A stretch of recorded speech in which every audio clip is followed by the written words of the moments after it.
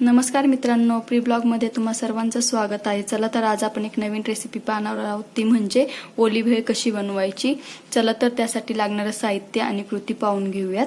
चला तर त्यासाठी लागणारे साहित्य व कृती पाहून घेऊयात। मी इथे भेळ घेतलेली आहे, टोमॅटो घेतलेला आहे कट करून, काकडी, कांदा, कोथिंबीर, थोडीशी शेव घेतलेली आहे, चिंच गुळाचे पाणी, लिंबू, लाल तिखट आणि चाट मसाला। चला तर आता आपण पाहून घेऊयात कशी बनवायची।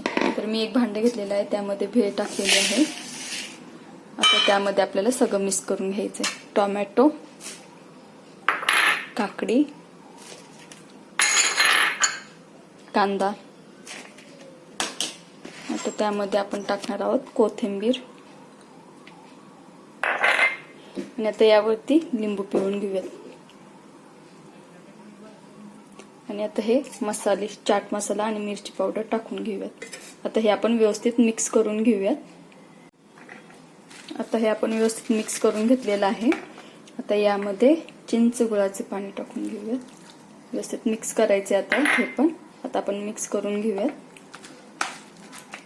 पाहू शकता आता आपण हे व्यवस्थित मिक्स करून घेतलेलं आहे चिंच गुळाचे पाणी। आता आपण एका डिश मध्ये काढून घेऊयात।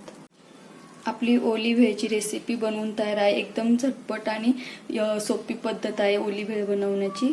तुम्हाला जर आवडला असेल माझी रेसिपी तर तुम्ही घरी नक्कीच ट्राय करून बघा। पुन्हा भेटूया पुढच्या भागात। तोपर्यंत धन्यवाद।